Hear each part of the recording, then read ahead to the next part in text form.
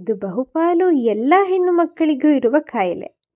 ಆದರೆ ಅದನ್ನು ಅವರು ತಮ್ಮ ಜನ್ಮಸಿದ್ಧ ಹಕ್ಕು ಎಂದು ಭಾವಿಸಿರುತ್ತಾರೆ ಅಷ್ಟೆ.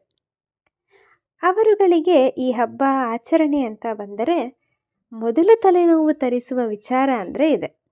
ಯಾವ ಬಟ್ಟೆ ಹಾಕ್ಕೊಳ್ಳೋದು ಅನ್ನೋದರಿಂದ ಹಿಡಿದು ಅದಕ್ಕೆ ಹೊಂದುವ ಬಳೆ, ಸರ, ಓಲೆ, ಹಣೆಬೊಟ್ಟು, ನೇಲ್ ಪಾಲಿಶು, ಉಂಗುರ, ಹಬ್ಬಬ್ಬ ಇವೆಲ್ಲವನ್ನು ಹೊಂದಿಸುವಷ್ಟರಲ್ಲಿ ಅರ್ಧ ಜೀವನನೇ ಕಳೆದು ಹೋಗಿರುತ್ತೆ.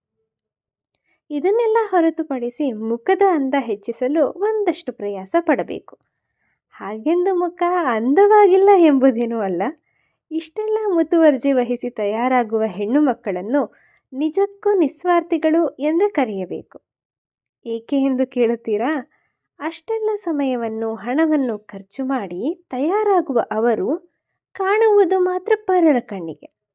ಅಂದರೆ ಇನ್ನೊಬ್ಬರ ಕಣ್ಣಿಗೆ ಸಂತೋಷ ಪಡಿಸುವ ಸಲುವಾಗಿ ತಮ್ಮ ಜೀವನದ ಅರ್ಧ ಭಾಗವನ್ನೇ ದಾರೆ ಎರೆಯುವ ಹೆಣ್ಣು ಮಕ್ಕಳನ್ನು ನಿಸ್ವಾರ್ಥಿಗಳೆನ್ನದೆ, ಸಮಾಜ ಸೇವಕರು ಎನ್ನದೆ ಬೇರೇನು ಹೇಳಲು ಸಾಧ್ಯ?